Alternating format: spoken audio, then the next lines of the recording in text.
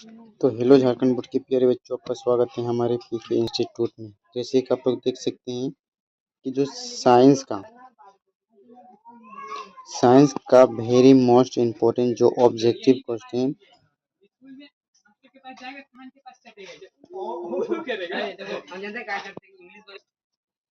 तो चलिए बिना टाइम वेस्ट किए क्वेश्चन को चालू करते हैं। और अगर आप इस चैनल में नहीं आते तो आप लोग सब्सक्राइब और लाइक एंड शेयर कर दीजिएगा, ठीक है। चलिए, सब्सक्राइब करने से आपको जो भी वीडियो अगर अपलोड किया जाता है तो उसका नोटिफिकेशन आपके पास चल जाएगा। चलिए बिना टाइम वेस्ट किए चालू करते हैं। तो पहला क्वेश्चन हम लोगों का क्या है, तो देखिए। तो पहला क्वेश्चन है कि एक ही प्रकार के पौधे बड़े पैमाने पर उगाने को क्या कहते हैं हम लोग सर? तो हम लोग फसल कहते हैं। क्या कहते हैं? फसल। चलिए, इतना समझ में आया? तो बिल्कुल इतना समझ में आया।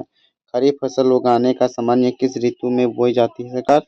इसमें तो हम लोग का वर्षा ऋतु में की जाती है। चलिए, इसमें खरीफ फसल कौन है? तो धान हम लोग का खरीफ फसल है। कौन? धान। चलिए, इसमें से कौन रबी फसल है? तो रबी फसल जो ठंडी के मौसम में लगाया जाता है, गेहूँ। चलिए, मिट्टी को पलटने और ढीला करने की प्रक्रिया को हम लोग क्या करते हैं सर? जुताई कहलाते हैं। क्या? जुताई। जुताई के लिए किस उपकरण का प्रयोग किया जाता है हम लोगों का? तो यहाँ हम लोग का हल किया जाता है, हल। चल, मिट्टी को ढीला करने का प्रमुख लाभ क्या है? तो प्रमुख लाभ जो है, जड़ों को आसानी से बढ़ने में मदद करती है। ये बात सही है। अच्छे बीजों का चयन किसके आवश्यक के लिए हो सकते हैं? किसके लिए? तो अच्छी फसल के लिए आप लोग तैयार करेंगे तो आप लोग का हो सकता है। बीजों को उचित दूरी और गहराई पर बोने के लिए किस उपकरण का प्रयोग करते किया जाता है सर? तो हम लोग का हल या ड्रिप या हाशिया या खुरपी। तो हम लोग हल का प्रयोग करते हैं। चलिए, सीड ड्रिल का जो अधिक तक गहराई खोदा जाता है। कि हल में थोड़ा सा मालूम मिट्टी इतना तक खोदा जा सकता है, लेकिन सीड ड्रिल में इतना तक खोदा जाता है। चलिए, खाद का प्रमुख कार्य क्या है सर? तो खाद का जो मिट्टी का उर्वरकता हो उसको बढ़ा देते हैं। जैविक पदार्थ से बने खाद कहलाती है। तो क्या? तो कंपोस्ट। रासायनिक पदार्थ से बने पोषक तत्वों को स्रोत को क्या कहलाते हैं? तो हम लोग उर्वरक कहलाते हैं। क्या कहलाते हैं? उर्वरक। पौधे को निश्चित अंतराल पर पानी देने की प्रक्रिया को हम लोग क्या कहलाते हैं सर? सिंचाई कहलाते हैं। ये सब पढ़े होंगे हम लोग। निम्न में से सिंचाई का स्रोत कौन सा है? तो कुआं है। ये लोग हल कुछ नहीं देगा, ठीक है। चलिए, स्प्रिंकल सिंचाई में पानी पानी किस प्रकार दिया जाता है? देखिए, इस प्रकार वर्षा की तरह छिड़क कर दिया जाता है। चलिए, ड्रिप सिंचाई पानी पहुंचाया जाता है किसके माध्यम से? जड़ों के पास बूंद बूंद करके। खेत में उगाने वाले अवांछित पौधे को क्या कहते हैं हम लोग? खरपतवार कहलाते हैं। जो खेत, मान लो ये फसल है, ये सब धान है जो जो खड़ा है, और इसमें जो घास उग जाता है उसी को बोला जाता है खरपतवार। खरपतवार हटाने की प्रक्रिया को हम लोग क्या बोला जाती है? निराई।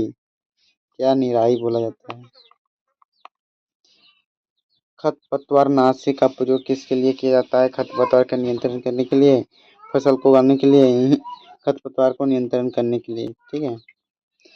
फसल की कटाई के लिए सामान्य किस उपकरण का प्रयोग किया जाता है हम लोग सर? हम लोग हाशिया का प्रयोग करते हैं। चलिए, तैयार फसल को खेत से काटने की प्रक्रिया को हम लोग क्या बोलते हैं सर? कटाई। अनाज को पौधों से भूसे से अलग करने की प्रक्रिया को हम लोग थ्रेसिंग बोला जाता है। क्या? थ्रेसिंग। थ्रेसिंग के लिए किस मशीन का प्रयोग किया जाता है? तो कंबाइन का प्रयोग किया जाता है। हम लोग याद करके रखना, कंबाइन का प्रयोग किया जाता है। फसल को लंबे समय तक सुरक्षित रखने को क्या कहलाता है हम लोग? भंडार में रख दो, बहुत दिन सुरक्षित रहेगा। अनाज के भंडार से पहले उसे अच्छी तरह से क्या करते हैं? सुखाया जाता है। किसको? फसल को। अनाज को सुरक्षित रखने के लिए किसका प्रयोग किया जाता है? तो हम लोग साइलो का प्रयोग करते हैं। किसका? साइलो का। बड़े पैमाने पर अनाज के भंडार के लिए क्या उपयोगी हो सकते हैं? साइलो। अभी बोले साइलो। चलिए, किसानों द्वारा अनाज रखने के लिए किसका उपयोग किया जाता है? तो किसका? ग्रेनरी का। कृषि में सबसे पहले सामान्यतः कौन सा कार्य किया जाता है? तो मिट्टी को तैयार करता है। फसल उगाने के लिए। मिट्टी में खाद डालने का उद्देश्य क्या है? तो इसका उद्देश्य पोषक तत्वों की पूर्ति करना। फसल उत्पादन की उचित प्रक्रिया में कौन सा शामिल है? तो इसमें से सभी, कटाई, सिंचाई, बुआई सब करना होगा फसल में। दलहनी फसलें मिट्टी में किस तत्व की मात्रा बढ़ा देते हैं? सर नाइट्रोजन की, आप लोग पढ़े होंगे ना।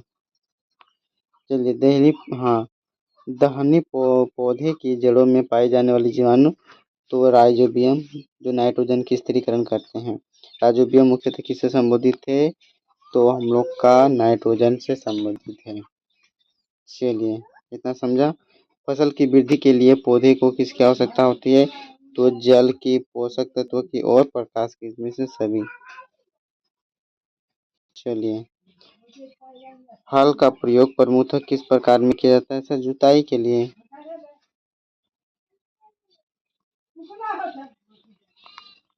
खरपतवार फसल के साथ किसके लिए प्रतिस्पर्धा करते हैं? तो हम लोग जल और पोषक तत्वों के लिए। कृषि का अर्थ है क्या? तो फसलों का उत्पादन और संबंधित कार्य के लिए। बीज बोने की प्रक्रिया को क्या कहते हैं? बुआई। सर इतना समझ में आया। फसल उत्पादन की अंतिम प्रमुख प्रक्रिया कौन सी होती है? तो हम लोग का भंडार होती है। लास्ट में उसे सुरक्षित रखा जाता है जिससे फसल को। चलिए, तो आप लोग की ये 40 क्वेश्चन आप लोग को समझ में आया पूरी तरह से। बस आप लोग को इस चैप्टर में और इससे बाहर पढ़ने का कुछ जरूरत नहीं है। अगर इस चैप्टर से अगर क्वेश्चन आता है 2027 में, अभी ऑब्जेक्टिव में इसी चैप्टर से, तो इससे बाहर कुछ नहीं आएगा। चलिए, तो बस आज का वीडियो यहीं तक।